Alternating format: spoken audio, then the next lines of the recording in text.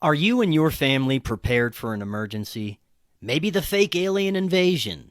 Now is the time to prepare yourself and your family for any event. Check out Prep Starts Now. Their mission is to provide high-quality preparedness products that empower individuals and families to be ready for any situation. They're committed to delivering reliable, trusted gear to ensure your safety, security, and peace of mind in times of need. Their product selection is carefully curated to provide you with the essential gear you need to stay prepared. From emergency kits to tactical tools, every item is chosen for its reliability and practicality. Prep Starts Now understands the importance of family, and their goal is to equip you with everything you need to build a solid plan for your family's preparedness. In today's ever-changing world, being prepared is more important than ever, and Prep Starts Now is here to help you and your family stay ready with quality products and practical guidance. Use the link in the description and get 15% off your order. I think it's just going to get weirder and weirder and weirder, and finally it's going to be so weird that people are going to have to talk about how weird it is. Eventually people are going to say, what the hell is going on? It's not enough to say it's nuts. You have to explain why it's so nuts. The invention of artificial life, the cloning of human beings, possible contact with extraterrestrials, the systems which are in place to keep the world sane are utterly inadequate to the forces that have been unleashed. Welcome back to Forbidden Knowledge News. I'm your host, Chris Matthew. Today my guest is Todd Cave. If you're looking for entertaining, enlightening, and spooky films to watch during this Halloween season, check out my films. Doors of Perception is on Amazon Prime. Occult Louisiana is on Tubi, Roku Channel, Apple, and more. We are booking guests for December. If you have suggestions or you'd like to be a guest, email me forbiddenknowledgenews@gmail.com. Today I want to welcome back to the show Todd Cave. He is an online fitness trainer. He is also the host of the Conscious Man 7 podcast, where he explores ancient hidden history, spirituality, the evolution of human consciousness, fitness, and much more. Todd, welcome back. How you doing? I'm doing well, mate. And I'm yourself? doing excellent. Looking forward to getting into this with you today. You want to share your thoughts about recent, ongoing, and upcoming events and their effects on human consciousness. We now live in an age where we must unfortunately question everything we see and hear on TV and social media. I personally feel blessed that I am able to actually sit down and talk face-to-face with new people every day. So many different perspectives about the nature of reality, and get to share that with the audience is truly a blessing, because I get to enjoy different perspectives from real people, and this discussion isn't at the mercy of algorithms. So we can say whatever the hell we want, and it's a beautiful thing. You've got a lot to get to in your talking points. Before we do, briefly remind the audience a little bit about yourself and let them know how they can find out more. Sure. So my name is Todd Cave, and I am the host of the Conscious Man 7 podcast. And over there, we talk about everything about self-development and the evolution of human consciousness. We get into the weeds on things like the Anunnaki, spirituality, health, fitness, social dynamics between men and women. And then on the daily, you can find me on Instagram at Adriano_246, because I am an online coach who helps spiritually inclined people burn fat and build muscle. So if you are interested in getting into shape and learning some cool calisthenic stuff, and also learning a different way to train and learn to cook and to eat food, because nutrition is probably the most important thing in our lives, because food is medicine. And we know that Big Pharma just wants to keep us fat, sick, slow, and unhealthy. So if you want to learn to take back your sovereignty, learn how to eat so that you can actually not have to go to visit the doctor and stuff, You can find me on Instagram at Adriano_246 or my name Todd Cave on Facebook. And reach out to me, send me a DM. Let's see if you're a good fit for the Compound Body Training Army. And yeah, I help people all over the world get into shape. And, well, in my coaching, we get to have similar conversations like what we're going to have today because people are realizing that everything is linked. Your mental state, your physical health, your mindset, all of these are things that are linked to you because we are really what you call a mind, body, spirit complex.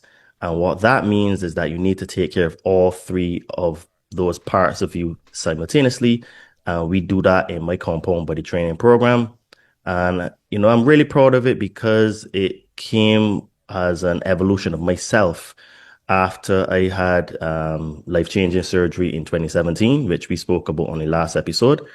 And that program was basically built as a result of me having to put myself back together after pretty much getting an uppercut knockout punch in life. And pretty much almost everything that was valuable to me was taken away from me. So basically that program came about of me having to relearn about nutrition, relearn about training, and then the incorporation of a lot of the spiritual aspects because I was going through what I call my refinement period then. And a lot of the modalities and things that I had to do to put myself back together, I have put into that program. So it's very much a manifestation or representation of me, who I am, what I had to become, the journey that I've been through. And that's the reason why my clients get great results because it's been battle tested. And, the thing is that the mind, I think, is one of the least studied and the least understood parts of us because our mind is basically the gateway to our reality. It's almost like the code that creates the matrix that we live in, right? So yeah, that's what we do over there on the daily, and we helping people all over the world from Australia to Norway to the United States, even to Latin America. So we got clients all over the place. So, if you want to join the Compound Body Training Army, join the movement of people that are taking back your sovereignty, hit me up on my Instagram at Adriano_246 or my name Todd Cave. And also, if you like conversations like what me and Chris are about to get into, find me on the Conscious Man 7 podcast, available on all digital platforms. But I release my episodes first to Spreaker, and then Spreaker spreads it to everywhere. Excellent. Like I said, there's a lot to get to today based on your talking points. It seems that the more you individually check out of the system, the less reliant you are on that, the more you can see through some of the high-impact events, and they don't affect you as much. Events like the Charlie Kirk assassination. You can also look at a series of events since World War II that were stepping stones for everything that has been achieved until now and the state of reality that we're in right now. But looking at the most recent event, Charlie Kirk's assassination, it's had a huge effect on human consciousness. No matter what you believe about the event itself, the outcome is there. And what we do with it is going to be up to us ultimately. But let's start there. What are your thoughts on that event and its effects? Well, firstly, I think that while it is a very sad, tragic, and horrific event, I think it's a psyop. And so let me expand on that term. PSYOP just basically means psychological operation. What I mean by that is that events are used to shift the consciousness or to shift the focus of a people or a complete country or the entire narrative in a news cycle. So that's what I mean by the word PSYOP, because I find that sometimes when you use certain terms, they are misunderstood and people may think that you think that is fake. So I just wanted to clarify that because there's even some chatter that, he's not dead and all that kind of stuff.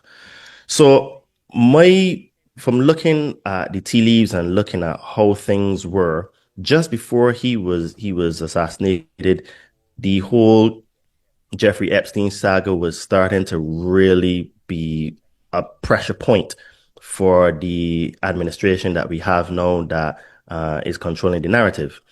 And I would say that it was very, very convenient that he was taken out, considering that there were a lot of things that were going on behind the scenes with regards to Charlie Kirk. Because recently he started to question certain narratives and started to be a little bit more open-minded and to even challenge his own thoughts and beliefs on things that he had said in the past. And what we do know is that when you take money from these very powerful lobbies, organizations, and groups of people, when you challenge what they say, they will take you out in some form or fashion.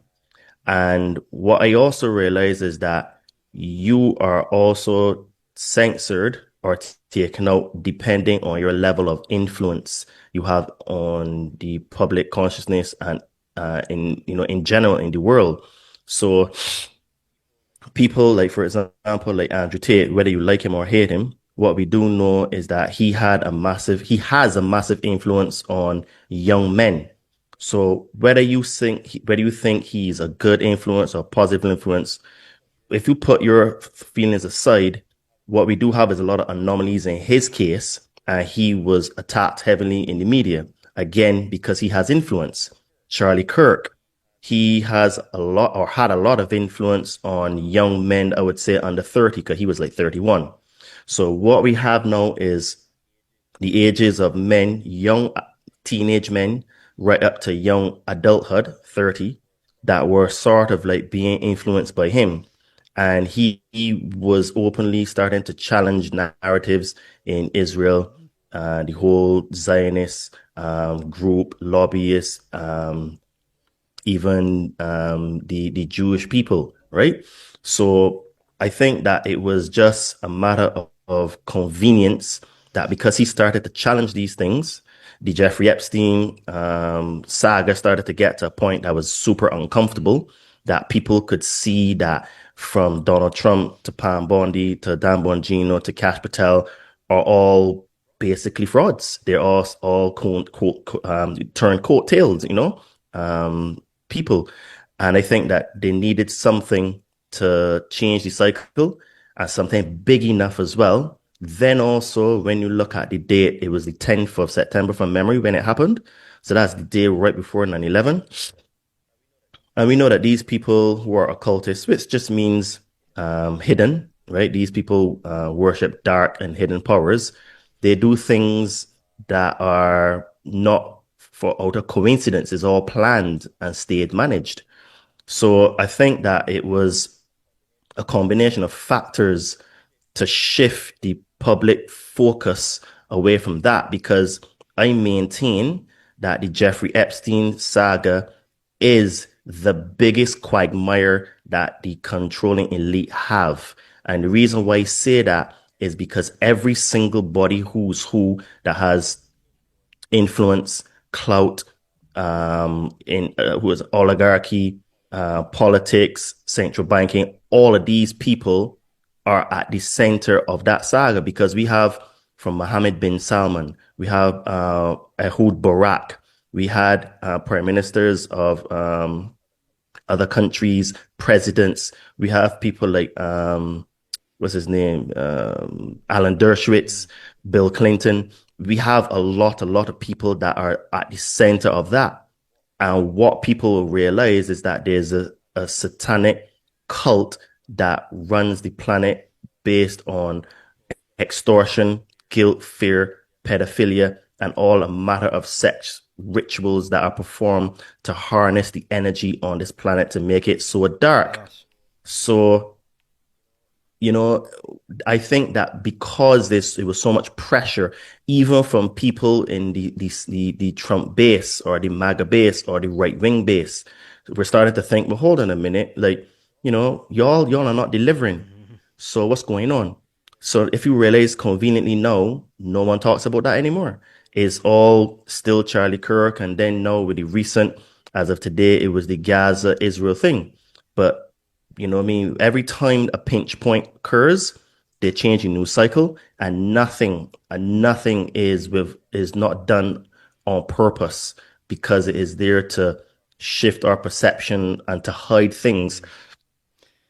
Because ultimately, I think that there's a bigger, darker, and more sinister agenda being at play here, which we're going to get into, that I think is the real thing that they don't want us focusing on. That's my humble opinion. Yeah, I think every event is multi-layered.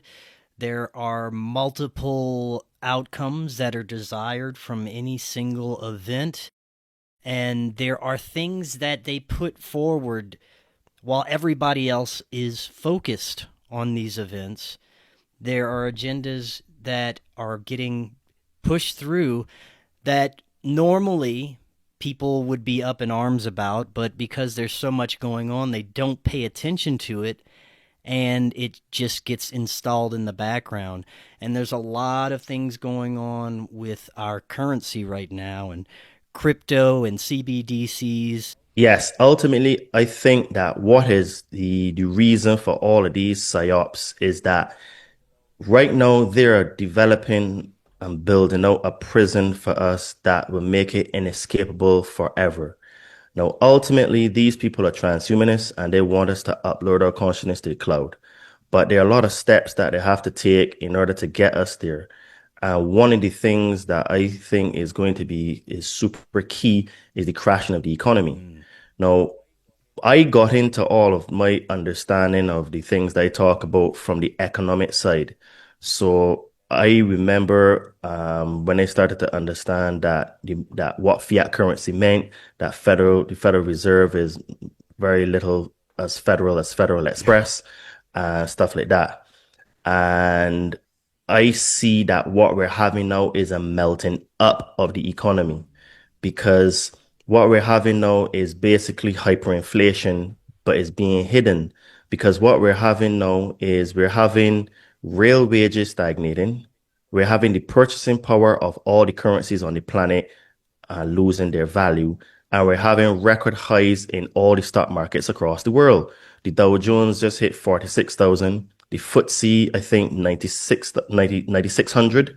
We have silver breaking the all-time high now of $50 that we just hit this week, or is it Friday, 1 We have gold that was at 3,800 when last checked.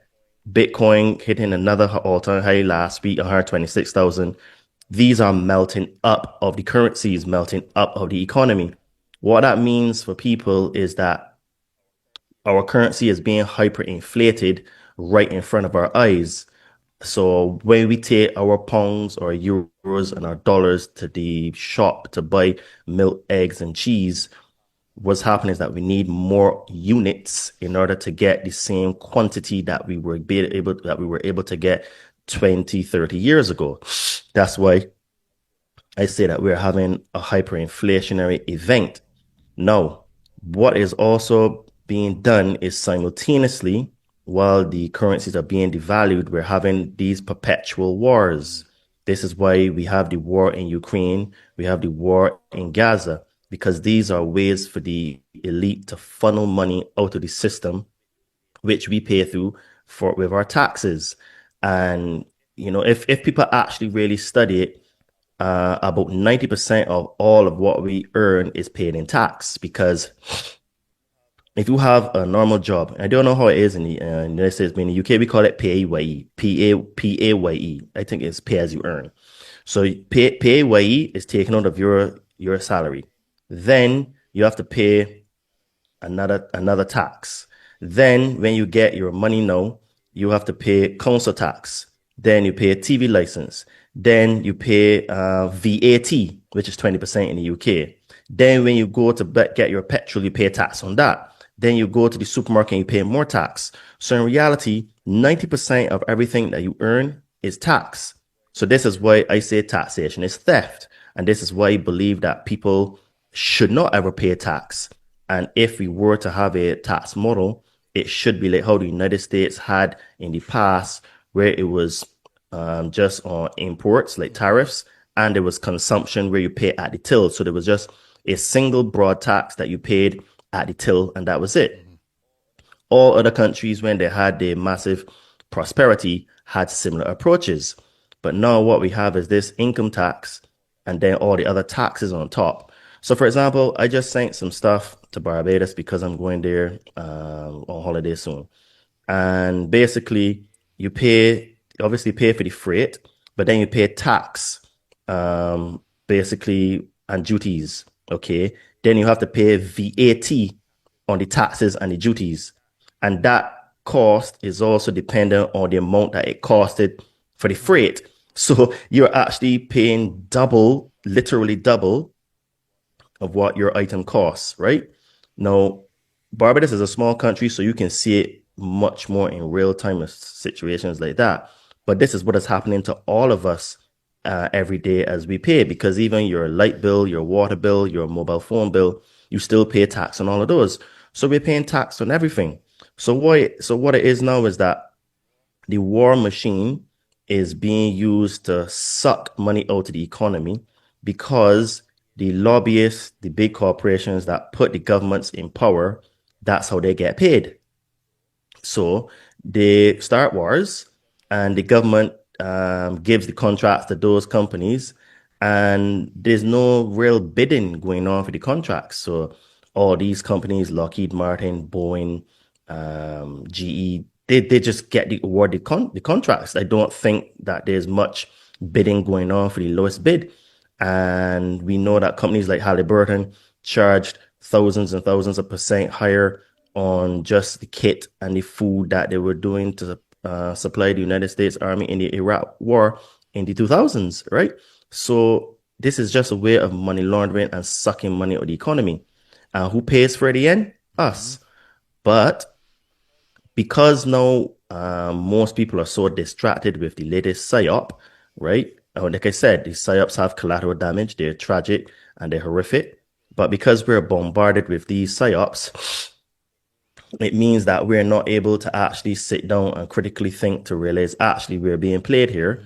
And then because we're in such poor health, we don't even have the ability to, go and research to alternative medicines, because we have to work so hard just to pay for the medical bills.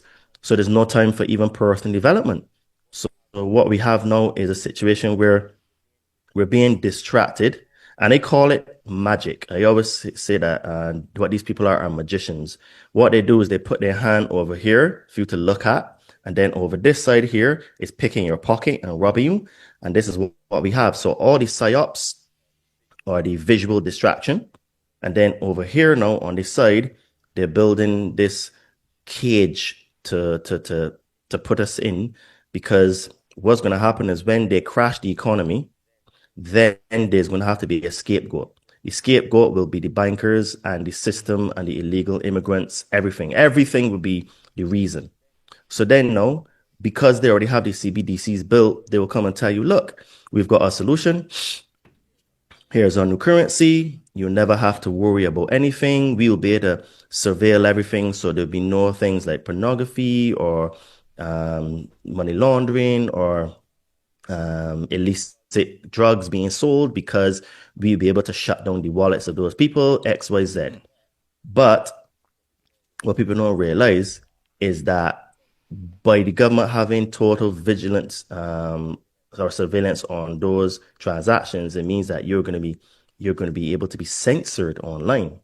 So just let me break down what I mean by that. At the moment, if you use your debit card or credit card and you go to a shop or any place to buy online, only your bank, you, and the merchant know about that transaction. The government does not know about that transaction unless you did a crime and then they ask to see those records because they're trying to solve a crime.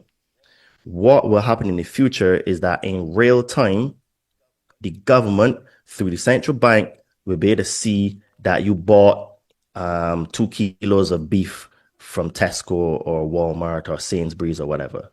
And then if they say, well, Chris, you've been a naughty boy. This week, you spoke to Todd from the Conscious Man 7, and he got into conspiracy stuff. So we're going to slash your allowance for beef this week from 2 kilos to a half kilo. And you may say, but what about the protein? If you want protein, you got to go and eat bugs. So we'll substitute the 1.5 kilos of beef with 1.5 kilos of bugs. So that'll be your protein supplement, your substitute, right? Because they can see in real time that you, one, you spoke to me online, you were deduct points because it's a social credit system that'll be there, and then they would restrict the amount of produce that you can buy, right?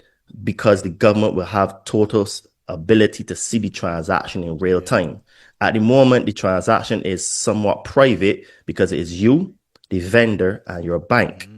But the system that they're going to bring in is that the government will have real-time tracking. It will also be geographically located, because if you are living in a state like, say, Florida, and you went to another state like Georgia and you wanted to buy beef over there to get it from the system, and said, Chris, we realize that you live in Florida. You're only allowed to buy beef in Florida. You can't go to Georgia. So your access will be denied to buy from that vendor in Georgia. This is the kind of system that they're trying to implement, which is why I am sounding alarm and saying, look, all the psyops that they're doing to us is just to distract us from what is being built. Systems like Palantir are very, very influential and important in the building of the AI system, the track, trace, and database system, to be able to monitor all the transactions in real time, right? So this is why it's a big problem. Now, I don't know if you heard that in the UK now, our Prime Minister Keir Starmer is saying that as of 2026, anyone that wants to work in the UK will have to have a digital ID, right? That is extremely chilling, because that's the first step now for the CBDC, because your digital ID, which will have in your national insurance, for us, the equivalent of your social security, it will have in your name, your date of birth, your national insurance. They can also put your driver's license number in there as well. Then that will also be linked to your bank account, right? Then your medical history, it can be put in there as well, because if you are anti-jabber, according to them, they would say, okay, well, Todd, we realize that you haven't taken your daily or your weekly or monthly prescribed amount of jabs. So we are going to restrict your access to your workplace because you've not been jabbed. So this is really what is being slow walked to it. So all of the migration crisis, all of these are psyops to distract us from what they're trying to do. Because if people would actually sit down and realize this is what they were doing, they wouldn't allow it. But because we're being distracted daily, then this system is very, very quickly progressing. And basically, the next domino, I think, to fall is going to be the economic one, because I think that is the one that will really rile everyone up. And even the wealthy, they're going to be affected as well, because is the ultra wealthy are the ones that will come out on the other side, and not the wealthy. Because even if you have a few 100 million, we're talking about these people are trillionaires, these families, you know what I mean? These corporations, they're $1 trillion companies, right? They're not just like a 1 or 2 billionaire, you know, you can get wiped out as well, because this is a 1% of the 1% of the 1% that are the ones that are controlling things. So it may be happening slower here in the United States, although it is definitely happening, but we need to keep an eye on places like the UK, Europe, and Canada, because it's happening much quicker there, and we can already see the effects of this. Yeah, I find that Europe, for some reason, seems they're about 30 years ahead in terms of the United States. And it's almost like they test drive the systems on us first, and then they roll it out to y'all. And, you know, most of my listeners are, excuse me, actually United States. And this is why, like, sometimes it is a little bit challenging to compute like the stuff that I Yeah. talk about, because I lived in Europe for almost half my life. I I consider myself British. I am a British citizen. I love the UK. I loved my experience there, but we're heading for some really, really precarious times because I was just talking to my aunt literally yesterday, and she was even telling me, and she's a pensioner now. She's 67, and she was telling me, Todd, I'm a little bit nervous about this digital ID, right? Because basically what will happen is that they're going to force her to take the digital ID in order to get her pension, right? This is ultimately, they're not saying that now, but that is what it's going to come to. Because if you think about it, if you want to work, so before in the UK, it was simple. You need to have legal status to be in the country, and you need to have a national insurance number. That's it, and a bank account. That's it. That's all you need to work, because you can even get away with cash in hand.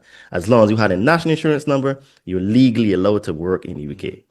Now, that's not even enough. You need to have a digital ID, which will have all your biometric information. And then, because we don't actually have like ID cards in the UK, most people use their driver's license as their ID, right? So we don't have like an actual national ID. So this started to be rolled out first to like immigrants like myself. So even though I'm a British citizen, I am an immigrant there, and I went through the process of getting a work permit and then becoming naturalized and stuff like that. So I know that people that who were not British citizens, they started this digital, they call it a biometric ID, right, at the time. So people that have residency and stuff like that. But that's been put on steroids now to be nationally, where everybody, including British citizens, will need it. And the excuse is because of the immigration. But this is the mad thing about it. So we have the conservative, which is the equivalent of the right wing, and we have Labour, which is the equivalent of the left wing. So we had, I think, it was like 10 or 12 years of the Conservative Party. And this is the party that was supposed to be wanting to reduce the amount of net migrants coming into the country. So they had these very audacious targets. I can't remember how much it was, but it was like in the maybe like just small hundreds of thousands per year. Maybe I think it was maybe like 100,000 or something like that. It was very ambitious.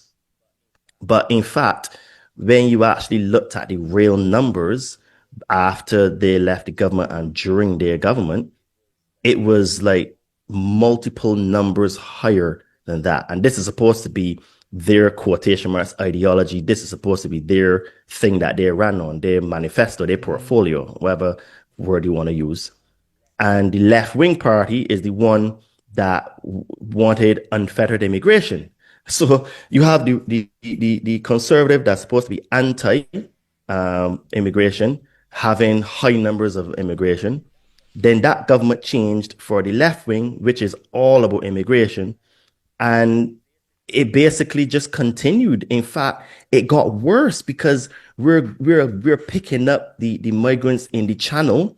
So for anyone that wants to understand the geography, France and Britain are separated by the channel, and that's why we call it the channel tunnels going between. And I think it's only like 60 miles or something so in between us, or 100 miles. It's very, very close. Anyway, when the boats leave Calais, which is the closest port to is it Brighton? I think it is the closest one. Anyway, I can't remember now. But the closest port, our Royal Navy would go out in international waters and pick up these boats and ferry them in. It's freaking insane, right? So what we have now is a deliberate, what should I say, increasing of the amount of migrants in the country on purpose. Then blame the migrants there for the issues that we have socially. Then what we're going to do is that because those people don't have papers, they're going to be working illegally.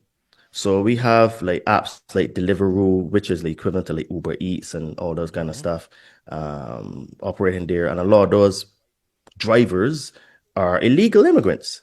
So now what the government is saying that for us to crack down on illegal working, because that's the premise, we're going to use this digital ID. But the thing is that they're going to still give the migrants digital IDs the same way. So even them as well are going to get caught up in the system, right? Because everybody is going to have it, right? So they're going to be used as a scapegoat, and then they're going to still end up being treated the same way as us British, us locals. And it's just going to be a way to have track, trace, and database on us. So then now what's happening is that I was even talking to my aunt, and she was telling Todd, you got to be so careful, even walking the street with your mobile phone in your hand. She says that guys rolling up on mopeds and literally just snatching your phone out of your hand. And we're talking like Westminster, Knightsbridge, Chelsea. We're talking about the West End, which for anyone who knows the West End is like the posh. This is the Fulham. This is the places where the bread is, and these things are happening. Then we're having people just like stabbing like mad all over London now, right? And we're having like real social issues. So what it is now is that we're having phenomenon where people like Tommy Robinson are highlighting the issues. And again, Tommy Robinson, whether you like him or hate him, he's highlighting a particular fact that we have a problem with Muslim immigration because most of the immigration into Europe and into the United Kingdom is men of military age and who are Islamic. And these guys have different views. Like, dude, Chris, this is mad. I saw a video where this guy, he got caught red-handed trying to talk to a girl. I think she was 14 years old, right? A young girl. And his excuse was that he needed sex. He has a right to have sex, and he just has the right to find anyone to give it to him because in his culture, if he wants it, he can get it. This is a difference in cultures here, belief systems, just a way of being that is being forced upon us. And when we say anything about it, we're actually being we're sent to prison because if you put any mean tweets or posts on Facebook, you actually do 2 to 3 years in prison for these offensive.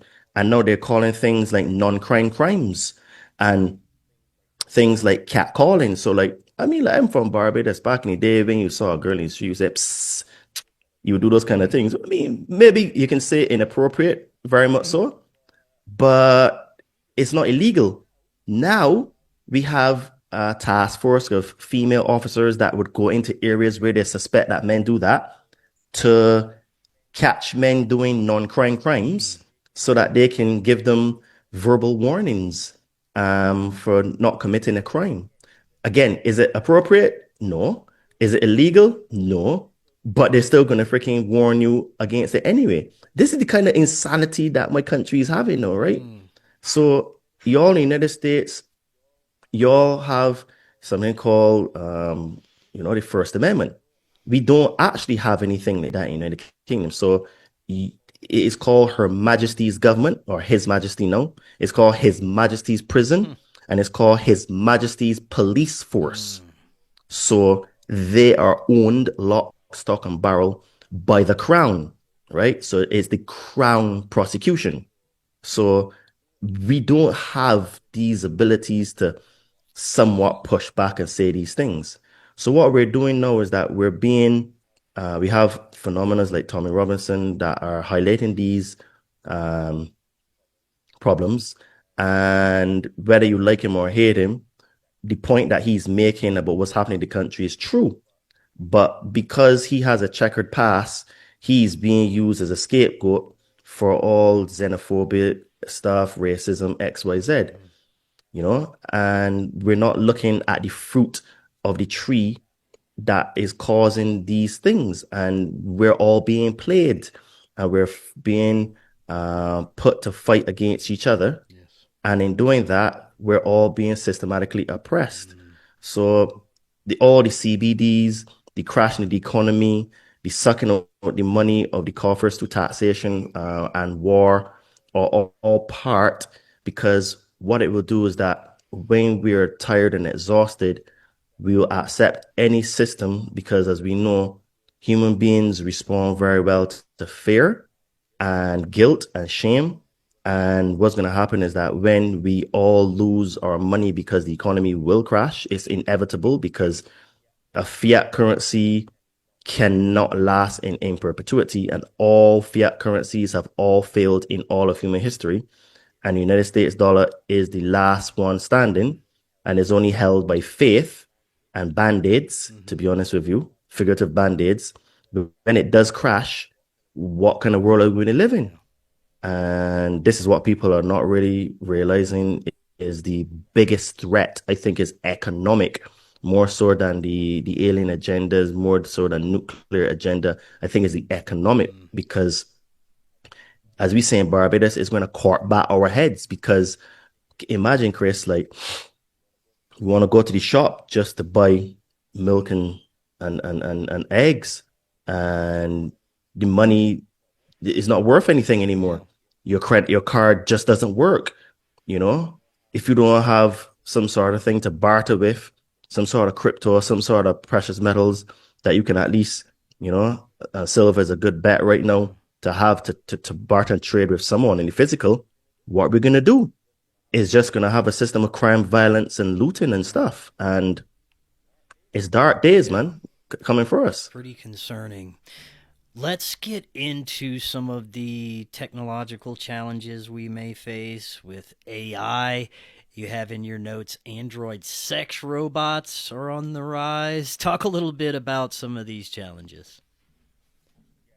Yeah, so basically, AI is basically going to completely transform our society from next year. Now, it already is doing that, but I'm talking that it's going to have the same effect on us as the industrial age had on society. So the thing is with AI is that AI is going to replace about 80% of all entry-level jobs. And what we do know is that the vast majority of entry-level jobs are performed by women. So a lot of these data entry sort of type of like, virtual assistant sort of type jobs, secretaries and stuff like that, those are performed by women. So if AI now is going to be able to do those jobs, it means it's going to push a big percent of the workforce out of employment. So what I was talking about in terms of the economic collapse is all linked, because if the jobs are being replaced, it means that people then are going to be out of work. And one of the barometers of the economy is the workforce. So if we have people not earning, it means they're not able to contribute to society. It means it's going to make the society get worse and degenerate. But here's the catch now. Now, while this is controversial, it is true. Women have the luxury of using their body in order to make money and feed themselves, right? This is something that has been like this from the beginning of time, because men value sex a lot more than women, that men pay for it, and women have the ability to monetize it, so they do that, right? But here's the catch. Because of the rise of OnlyFans, a lot of these transactions are digital now. They're not necessarily in the physical. So what is also happening then is that women in, say, a perfect world would just say, okay, well, just start an OnlyFans account and I can make a living there. But the AI now is actually able to create those videos now and the content. So people that are able to program the AI and make this AI digital content will be the ones that will make the money. I saw an interview with a guy who had 3 AI models, He didn't want to say specifically, but he said for sure he made 6 figures a month from 3 AI models. And he had his face all blacked out, voice changed, and everything like that. And he's just one guy making 6 figures a month, right? So what that does now is that allows him, because he is just a programmer, he can scale his business exponentially and have the programs to write the prompts for the AI to churn out more content than a physical flesh human woman could do, because she has to record it. Even if she has an editor, she has to give it to an editor to edit. The editor has to produce it. They have to check it back and forth, make sure this is right, the sound, everything. You know, you produce videos, you know what I mean. It's still a back and forth you need to do for videos, right? Okay. So when you take the middleman out in terms of the editor, so he's going to get affected as well. You know, she is not going to be able to eat now because she's not going to be able to produce the content to the speed that the AI can. And she's not able to have the conversations on the OnlyFans platform like the AI can, having thousands of conversations simultaneously. It means then that all the simps out there, the weak men, the soft men, are just going to be giving all of their money to these AI bots, right, for sexual pleasure, right? So it's going to disenfranchise women even more, right? So it means then now that, because obviously this whole AI revolution, the economy crash, will also affect men, it means then that you're going to have women who were able to depend on men even more alone, because they're not going to be able to depend on men now, because men, firstly, can prefer a digital version. Secondly, then even the men that are out of work as well, those women are not going to be able to rely on those men because they're also going to be affected. So then now it's going to get even worse now, because from next year, they're having the first available, I call them androids, but basically it's going to be a humanoid robot. Now, I prefer to use the word android because I'm a kid of the 80s and I used to watch a lot of Dragon Ball Z. So we had Android 13 and what's not in Dragon Ball Z. So I think it's a very good word to use, because a lot of people that listen to me are kids of the 70s and 80s as well, and the early 90s. So you're going to have an android, and basically the company that is producing these robots now are very proud of their production, because the polymer of plastic is so good that the skin feels like real skin. And you can customize these androids exactly how you want. You want a BBL? Done. You want olive skin? Check. You want big breasts? All right, no problem. You want full lips? No problem. So you just pay for the extra customization, right? And then here's the catch. You can download your AI companion into this robot. So what's going to happen now is that your same AI that you've been spanking the bishop to on OnlyFans, you can download that into your Android robot. So you will be able to have now the digital meet the physical with total pleasure, right? So women are even going to be even more disenfranchised, because men are simply not going to seek out women. They're not even going to seek them out for sex, companionship, or just a conversation, because the AI robot will know everything about them. The AI will know all their likes and dislikes. The AI robot will be exactly how they desire physically, right? It will not put on any weight at all, so it'll be a perfect body. And they'll be able to have sex with this robot, right? So what you're going to have is a total degeneration and debaucherous society that is going to spring up from next year. I don't know how accurate it is, but I heard a recent study that says that people are having up to 50% less sexual encounters with at least humans and each other. Yes. In fact, it is. I saw a statistic where it said that 30% at least of men between the ages of 18 and 30 are either a virgin or have not had sex or have had sex once in the last 2 years, right? And these are men with their highest testosterone between the ages of 18 and 30, basically being sexless. And a lot of them are just simply tapping out of the dating market because what's happened is that women have become a lot more, they have unrealistic expectations of what they want from men. And this is very much covered a lot in the manosphere and the red pill community, where women today are demanding that men have the triple six trifecta: 6 foot tall, six pack, and six-figure income. And the thing is that when you actually do the national statistics for most countries, only up to 10% of men actually qualify in those three categories. So we're talking about 90% of men, just by those parameters, are disqualified. So this is why in the red pill community, they say that most men are invisible to women.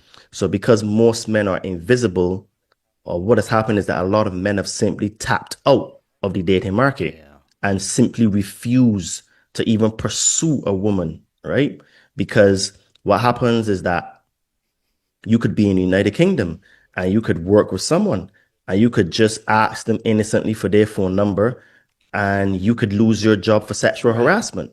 So if you are going to lose your job for just, and mind you, don't even have to have any sexual connotation, you just have to ask her for her number in private and she has to complain and you will be sacked because of gross misconduct, because well, that would be deemed as inappropriate, right? So if you are having this kind of behavior in the workplace, then what about in the private sphere where men would go to talk to women and some women are extremely rude to men, or they just speak to them very horribly or treat them very, very badly? Now, obviously, not all women, but there's a percentage of them that do that. Guys are just simply tapping out and not pursuing women. And I mean, like, I remember when I was 18, we were like, just partying all the time, looking for girls. It was just, once we started to discover girls, it was sports and girls and drinking alcohol, smoking weed as well. You know what I mean? So those are the things that we did as young teenagers, young men. But now the young men are simply on their phones, on their tablets, spanking the bishop and freaking watching OnlyFans. You know what I'm saying?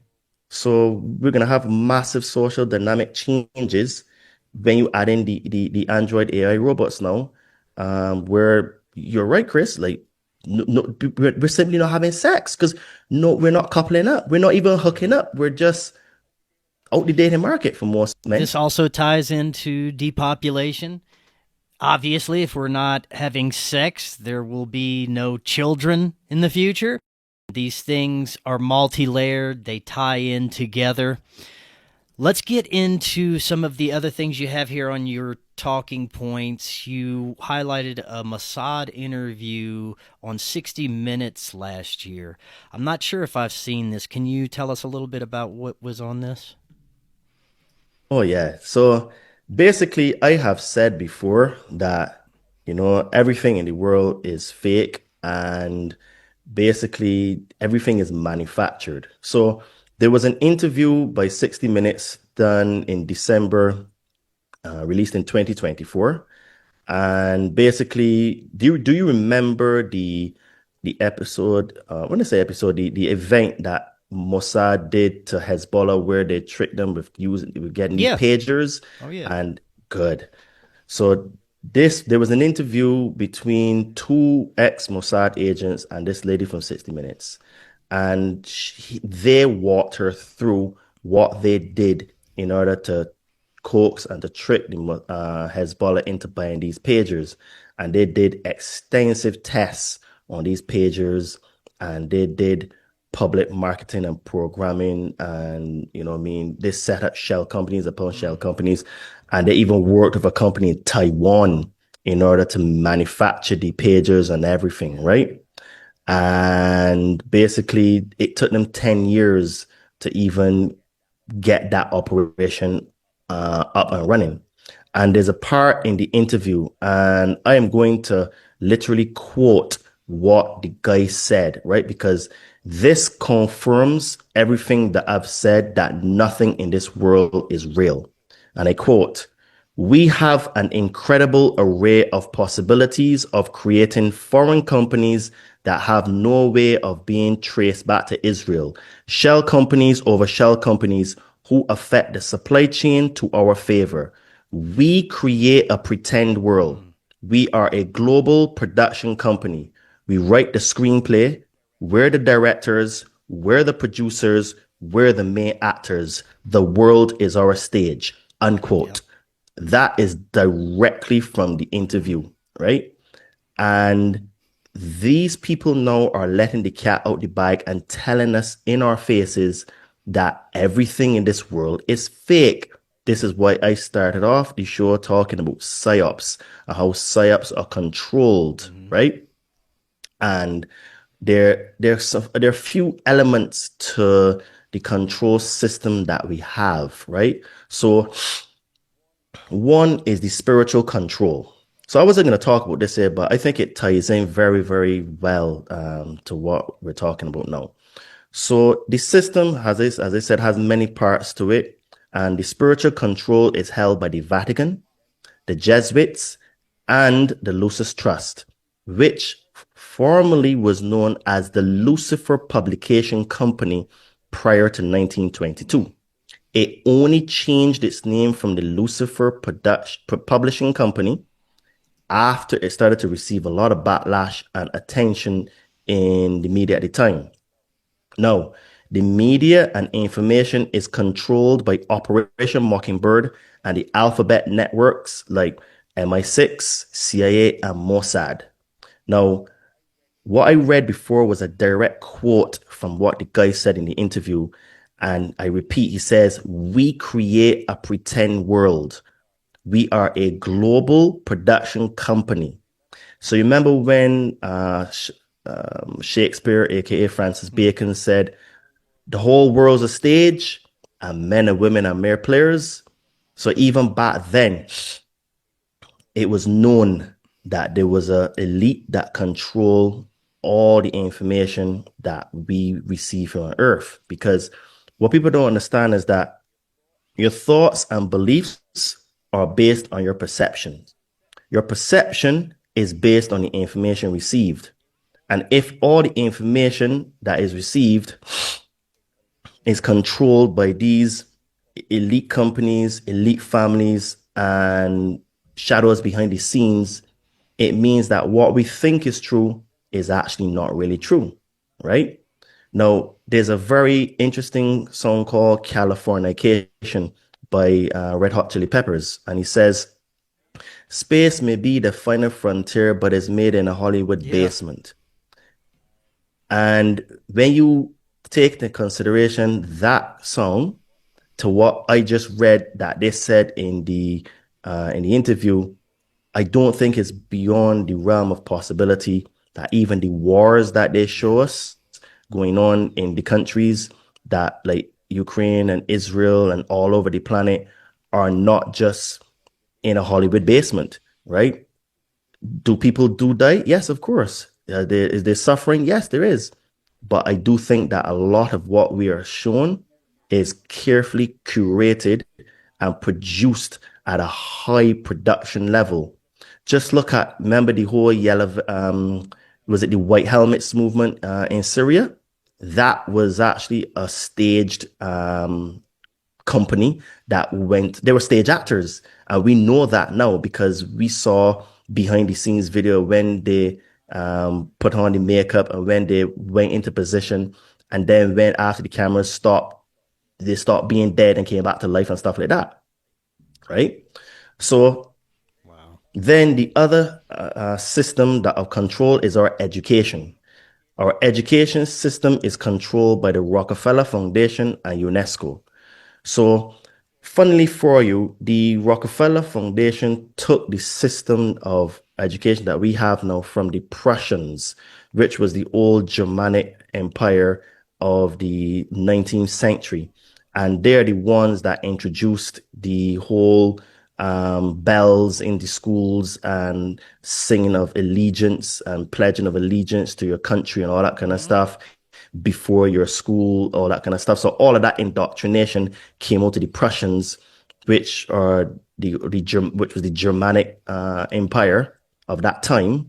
And Rockefeller just saw it after the Prussian Empire fell, brought it to the United States, supercharged it, invested all his money in it, and bam. And together with UNESCO, we have this, system of education where now kids are coming out more stupid. The IQ levels are so poor that kids are coming out of school not even knowing the difference between a credit card and a debit card, how to read a financial statement, what it means to be financially literate, and to know that if you borrow money, you have to pay it back. They're not taught how to write a business plan. They're not taught how to attend an interview. They're not taught life skills like how to cook, how to take care of oneself, how to, be responsible, to know, you have to have values of treating people the way you would want to be treated yourself. All these kind of things. They don't have any life skills when they come out, And the other form, which we spoke about before, of control is money. And money is controlled by the Rothschilds, the IMF, the World Bank, and the Bank of International Settlements. So these are the players behind the scenes that are causing all of these wheels to be spun for these CBDCs. They're the ones that behind the scenes sponsor all the crises, because ultimately is one cabal that are united in the complete subjugation and enslavement of humanity. And what they do is that they play us off against each other so that we're fighting against black and white and Indian and Chinese and trans versus straight and homosexual versus straight. And all they're doing is that they're causing us to fight against each other because of our quotation marks superficial differences, but not realizing that we all use the same money and our purchasing power is being eroded at the same time. So we could hate each other as much as we like. Our purchasing power is still being eroded, which means that we're all slaves, right? And this was very, very well shown in the pandemic because everybody was locked down in their houses. It didn't matter if you had money or not. Only the ultra rich were able to flaunt the rules because they were ultra rich. But the people that had money, they had a little bit of luxury because they could fly private, and I had a mate that he flew private and he told me it would cost like minimum $35,000 to fly private, right? So yeah, and he says that if you're going transatlantic, it's 50,000, right? Private jet. So, and I know mates that I have mates that have that kind of bread, right? So I have a little idea of what it costs. So they had some more privileges than us, but even they had still limitations because the ultra rich could rent out venues like what we had, like Boris Johnson, where he had that party in Whitehall for Christmas when we were supposed to be under lockdown, right? And he subsequently ended up having to publicly apologize for that, in the UK. So these are the people that can flaunt the rules. And the other system of control is our health and biology, which is controlled by DARPA, Big Pharma, and the transhumanist movements. So this is why you see that all of these bodies are in lockstep in terms of health and ideology, where vaccines are great, processed foods are the best thing since sliced bread, eating bugs will be the savior of humanity's food shortages, and all of these wild ideas, all of these people are all in connection with, because DARPA is I think it's called the Defense Department of Advanced Research Projects, something like that. They are the ones that fund a lot of do a lot of seed funding for Facebook and Twitter and even the AI and all that kind of stuff. They are very much the seed funders of all of these projects, right?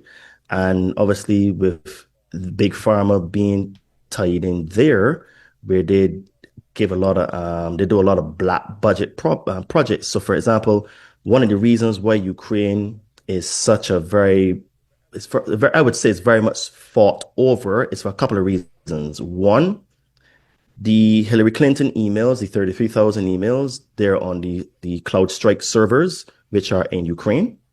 The other thing is that they have these biological labs that they do illegal development of pathogens in places like the Ukraine. So this is why the is a very much a black ops, CIA, dark money country, which is why you have a guy like Zelensky who is a cocaine addict and an alleged homosexual that and comedian that is allowed to be the president of that country, right? Because he's just an actor, he's just a puppet. Remember what I said. We create a pretend world. We are a global production company. We write the screenplay. We are the directors. We're the producers. We're the main actors. It's all acting, guys. Yeah. Donald Trump is an actor. This is also, in my perspective, a spiritual war. And it does seem that these factions, on some level, are trying to manifest some sort of biblical prophecy into our reality. Talk a little bit about your understanding of what they're trying to manifest, as in the spiritual aspects of the agendas. So ultimately, the big picture, like I said, is to get us to upload our consciousness to the cloud. Because ultimately what we have is this, when this whole creation was created, we had source or prime creator creating itself from form and void. And in order for him to, and it, because it is really, it is both masculine and feminine, to be created, it had to create the universe to create him itself, because you can't have something being in existence if there's not something to observe its existence at the same time. So you have this symbiotic, dualistic relationship where source manifests itself from form and void, but because there was nothing before form and void, source had to create a derivative of himself, which is the universe, to confirm his existence. Now, in that process, as source wanted to learn more about itself and what it is, it created derivatives of itself to understand what is this whole existence. And one of those things appeared to be the idea of, what if I were to separate myself from myself, and what would that be like? So it was just like a thought experiment. So you had in that thought experiment, which some people call the Lucifer experiment, which is where a consciousness was allowed to develop on its own without being tethered to source, which is the original. Now, in that concept, what happened is that because it was not tethered to source, it needed sort of like an energy source in order to maintain itself. So by default, it became parasitic. And in the development of that parasitic nature, humans being part of creation were seen as an energy source. So we were tapped into to feed off of. Now, in the beginning, it was just as a way of survival. But over time, what's happened is that in order to keep surviving, the parasitic nature became worse and worse and worse. So what ended up happening is that you ended up sort of hierarchies being formed. You have elite group families and all that kind of stuff that over time developed and manifested. So what has happened is that because now the indoctrination was put into these elite families, that in order for them to survive, because it's parasitic by nature, they have to suck the livelihood and the life source out of humanity. And the energy that they worship is vampiric and negative by nature. They have been doing all of these things on earth to bring in the world that they believe in, that their God, which is the darkness, which is lacking of light, which is lacking of love, is the real God. So what is happening is that all of these religions, control systems end up being created as a way now to protect itself so that it has a constant food source. But because now anything that starts from a not positive place will ultimately end up getting worse and worse by nature. This brings us up to present day today, where we have a lot of debauchery and the vampiric nature of the system, which is basically fed off of guilt, shame, fear, pedophilia, extortion, and all a matter of things that help to harness this dark energy, right? And this dark energy appears to be coming from Saturn, right? Now, Saturn is linked to Kronos, which is the keeper of time. And the Greek story of Kronos being that he would devour his children, I would say is very much a metaphor that over time, time consumes everything. Because over time, everything dies, everything has a shelf life, at least in this matrix, right? So what we have now is that we've had the Earth's healing and restoration inner codes and grids and ley lines that are responsible for how energy and frequency move through the Earth grid, which were ultimately hijacked and seem to be coming from this black sun consciousness Earth grids, which are also elementals, which appear to be very much associated with the Saturn's rings. You have the hexagram on the top of the planet, which is also known as the star of Renfran. Now, the star of Renfran is actually spoken about in Acts and Amos, right? So in Amos 5:26-27, it says, "You took up the tabernacle of Moloch and the star of your god Remphan, the images that you made to worship them." Now, Remphan was the representation of the star Saturn, which is where we get the word Satan from, which is actually the Star of David, which the Jewish people have as their star for their religion, which is also the star on the Israeli flag, which we were talking about Mossad, which these people are the people that control the information. So what we have now is this very complex system of Saturnalian bloodline families that are sucking the life source of humanity to manifest their God, who I would say is very much akin to like Marduk, sometimes Enlil, sometimes Ninurta from the Anunnaki pantheon. And this is the star Remphan, which is from Saturn. Now, funnily, the cube, sorry, I actually went a little bit step. So the hexagram can be folded into a cube, and the cube is also the same box that the Muslims worship. Now, Muslims will tell you they don't worship it, but that is actually false because they bow down to that rock in the Kaaba. And when you do a little bit of history, you see that the god for the Quraysh, which were Muhammad's people, they had a god called Hubal, who, when you do a little bit more research, came out of the Nabateans, which came out of the Mesopotamian area, which was also had links to Babylon and Moloch and Baal, Beelzebub, Marduk. So in reality, that cult from Mesopotamia went down to Arabia, transformed itself into Ubal and to the cube, and they circumvolute that cube 7 times. And this is actual Black Sun satanic Satan worship that they're doing, right? And then when you take the cube and you unfold it, you actually get the symbol of the cross. So this is why even Christianity has elements of this black sun worship, which is why we worship on Sunday, right? And it is a solar cult worship, right? Because all of this came out of Egypt, right?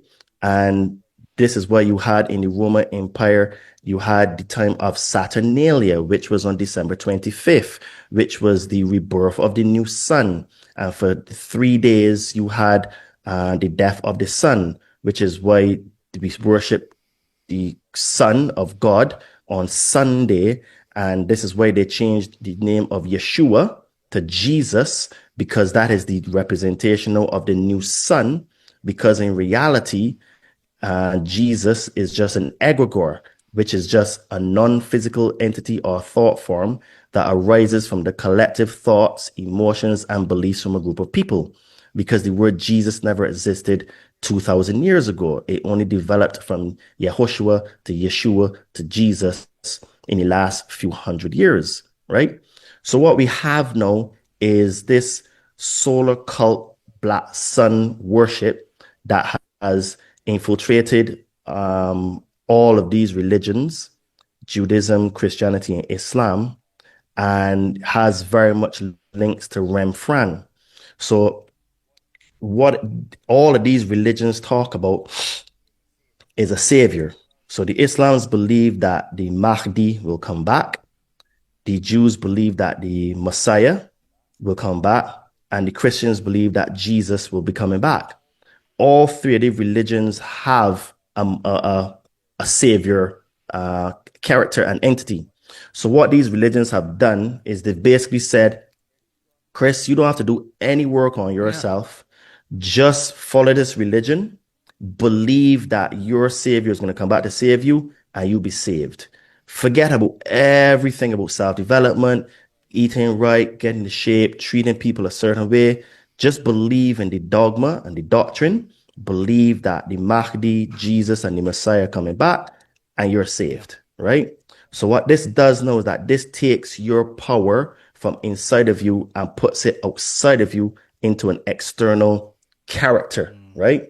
And this is part of the parasitic vampiric structure that was developed when the thought experiment for the Lucifer project experiment, or when Source had the experiment to have part of itself separate from him to see what it'd be like. All of that is a manifestation of that experiment to where we have now, where we're so far down the line that we have no sort of concept that we're connected all in one. And Yeshua, when he came here, he came and he said, look, guys, just talk like me, do like me, and act like me. And you know what? You can be better than me. Because he said, greater things shall ye do. Now, a lot of so-called Christians, in order for you to be a Christian today, you literally have to disregard everything that Yeshua said and just believe what the pastor and the priest tells you, right? And this is the problem that we have, because, he said, I am the truth, the way, and the life, right? He says, eat of my flesh and drink of my blood. Now, that's not literal, that's figurative. It means consume this information, right? Drink it like if your life depended on it, internalize it, and be like me. Do what I do, right? And you will be saved. So this is the part where people don't get, because Yeshua also did say that he's not coming back, right? Because he said, if anyone says to you, look, here is the Christ, or there, do not believe it. So if they say to you, look, he's in the wilderness, do not go out. If they say, look, he's in the inner rooms, do not believe it. Right? So even Yeshua told his followers he's not coming back, but yet still we have this belief in Christianity that Jesus, which the character Jesus never existed, which is why I always say Yehoshua or Yeshua, because that was his actual name in Aramaic, or Hebrew, he said, if they say I am coming back, don't believe them, right? Because the Son of Man, as he said, will come back like flashing in the east and shining in the west. And what that means is that it is global. It's a consciousness. It is people waking up to realize, oh, okay, I have the same spark of divinity in me that Yeshua had. He said, greater things I am going to be able to do than him. So it means that I need to work on myself, get myself into shape, learn about the what I live in, what this matrix is, start to read books, expand my consciousness, possibly do things like psychedelics to help you access your fears and traumas, do things like meditation, listen to podcasts like the Conscious Man 7 and Forbidden News Network to increase my understanding of what I actually live in, right? These are things that people need to do in order to get that. No one's coming to save them. You have to save yourself, because Yeshua also actually said, pick up your cross and follow me. That is allegory for, look, you need to die to your old self and become your new self. And the death that happened to him, some people may physically die, but it was also allegorical to the dying of your previous self for you to be reborn. This is why he said that the only way to enter the kingdom of heaven is to be reborn as a child. How does it, not necessarily a physical child, but childlike. Children are very forgiving. Children, very, very young, are very loving. Children are full of laughter. They're playful. They're joyful. They have no care in the world about, what people are saying on Instagram and Facebook and all these psyops. They're full of, they're just light in terms of, like, there's such a joy to be around. That was what Yeshua was talking about. So all of these are things about how the return of the Son of Man is going to be, because it's going to be a global consciousness where people are going to realize, hold on, you know what? I need to work on myself. I need to start doing some meditation, start to work with a guy like Todd, get into shape, increase my vitality, because your body is your temple. Your body is the vehicle that you take everywhere with you. When you increase your consciousness to a level where you're able to activate your Merkaba and come in and out of this existence, your body will be the vehicle that transports you to other realms, other dimensions, and other levels of consciousness. If your body is vibrating at a very slow pace because you've bought into the whole narrative of jabs are great, bugs will be the best protein source, and all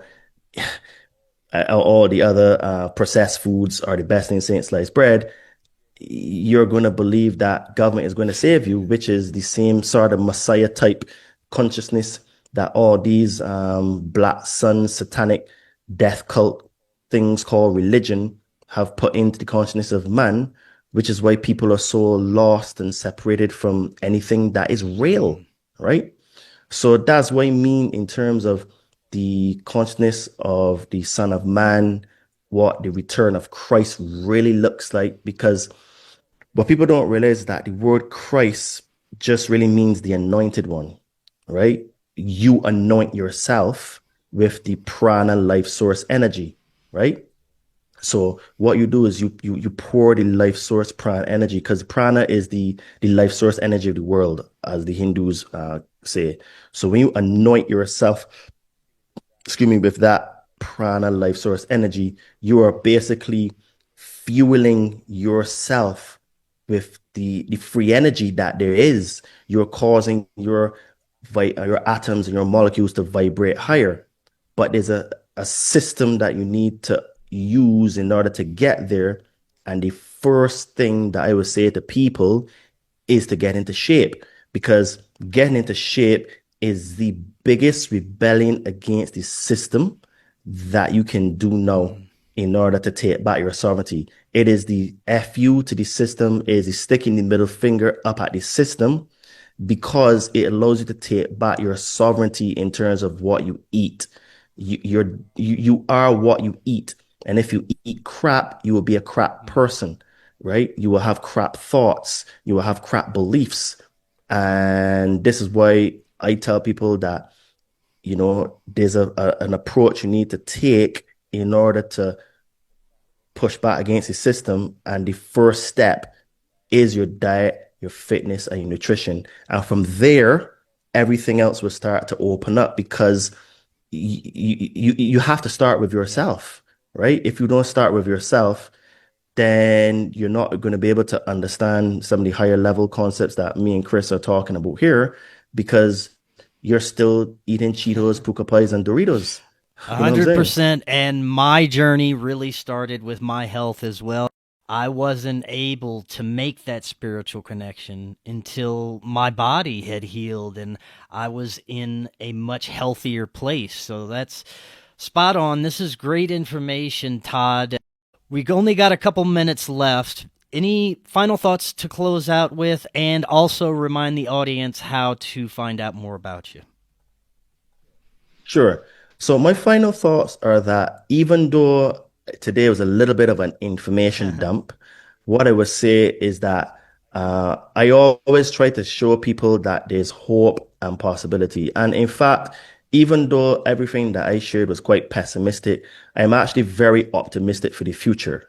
But at the same time, I'm very realistic, right? So I must caveat that I am optimistic that we have already won this battle. We are winning it and we will win it. However, there is a choice that we have. So the future, while we will win, it is still in our hands to choose whether we want to win or not, because this entire matrix is built off of choice. And even though it may seem like we don't have a choice, we actually do. But the elite families that control this planet with the Anunnaki behind them, they make it appear as we don't have a choice and that we have no choice because they use magic, as I said before, where they distract us with psyops and then they have the solution in the other hand. So they're picking your pocket while they're distracting you with shiny, glitterful things in your face. So what I am saying is that if the information that I said resonated with you, this is your opportunity to look to work on yourself. Sorry, look to work on yourself. And it starts with the looking into yourself. And the best place to start is your physical health. Because even if you think that everything that I said today is wild and completely out there, if you just start to say, okay, you know what, I take a lot of meds now, or I'm depressed and I'm sad, just start with getting in shape because it is actually impossible to be depressed and to be basically in good shape at the same time.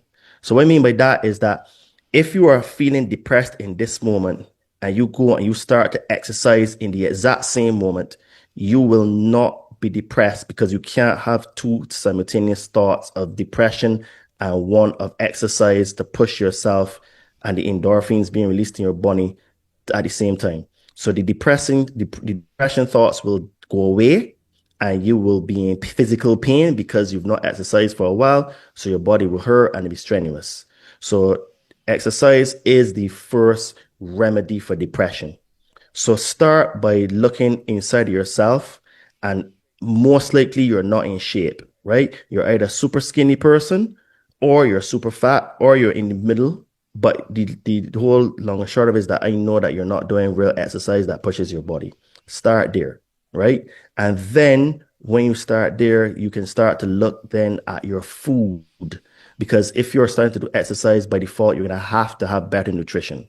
So when you start to look at your nutrition sources, then you're going to start to realize, hold on a minute, with the food that I was buying or I'm buying now is actually laced with chemicals and a lot of nasties that are not good for my body. And then you start to realize that there's certain companies that own the patents on these foods and are the ones that put these products in the foods. Then that's going to open up your curiosity to learn more about the system and who controls it. Ultimately, is going to lead back to the Anunnaki and these 13 families that control the planet and stuff like that. So I encourage people and implore people that don't be scared. I'm just here trying to sound the alarm to say, look, it is a great time to get into shape and to work on yourself because now it is easy to do this because it is easy to do the difficult thing instead of waiting to do the difficult thing when it is difficult to do when the system has crashed and we having to worry about where we can get food and do we have water and electricity and you're not going to be thinking about getting into shape and doing psychedelics and meditation or reading books when you have to go there and dig through garbage maybe for food or you have to not have hot water in a cold country and stuff like that, right? So do the difficult things now when it's easy instead of waiting for when it is difficult to do. And we live in relative peace times right now, where we still have the ability to have conversations like Chris and I are having now. So, if, stuff like that resonates with you, you're not too sure if you can do it, but you know that something inside of you is telling you, look, I need to make a change. I help spiritually incline people burn fat and build muscle. So reach out to me on Instagram at Adriano_246 or my name Todd Cave on Facebook. Send me a message. Let's have a chat. Let's see if you're a good fit for the Compound Body Training Army because I'm trying to form a movement here. And we already have a movement of a few individuals around the planet from Australia to Canada to Europe that are getting themselves into shape and growing mentally, physically, and spiritually, and are pushing back against the system and taking back their sovereignty. And if you like conversations like this, you can also find me on my podcast, the Conscious Man 7 podcast. I upload to Spreaker, but you can find me on all platforms now. Just search my name and you'll find me. And, we also have conversations like this where I also have cool guests on my show. And if you like the work that I do, you can also visit my merch store. We have some cool tank tops, hoodies, shirts, and sweats. And the Amazon store is called Todd and Me. And, support with our merch helps us to get great guests on the show, helps us to help with things like editing and stuff like that. And, that helps us to, keep the fire going because, I do have an addiction to food and shelter, and that helps us to keep that addiction going and to help us keep putting out fire content. And then I also help people to connect with their fears and traumas through the modality of psychedelics. So if you are on a spiritual journey or you would like to start a spiritual journey and you would like some help removing some fears and traumas, I can help you with some magic mushrooms. So hit me up on my Instagram at Adriano_246 or my name Todd Cave on Facebook. And yeah, I'll help you to get those. And magic mushrooms are a great modality to use to connect with your higher self and to get messages and stuff like that. And then also another way you can support us is that I also have a Patreon or locals pages. So if you visit my Patreon, The Conscious Man 7, or my locals community, The Conscious Man 7, for a few bucks a month, you can also help us out if none of the things that I shared before resonate with you. And you would get some perks with direct access to me, early release of episodes, and behind the scenes stuff. Like I just came back from doing an ayahuasca retreat in the Comancaya Healing Center in Felipe Carrillo, Mexico.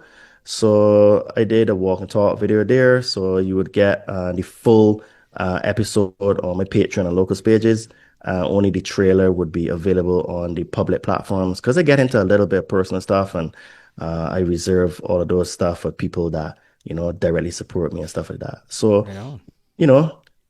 if you interested in any of that kind of stuff and hearing my thoughts after doing some ayahuasca, head over to there and check us out. And yeah, Chris, as usual, thank you for having me on your show. It was really great to talk to you, and I wish I had more time, but I totally understand because talking to you is a real treat, my friend. I really, really like Well, talking I to you. appreciate you coming on. This was fantastic information. We'll definitely do it again, get a little deeper into this.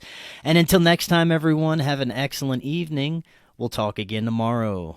We'll see y'all then.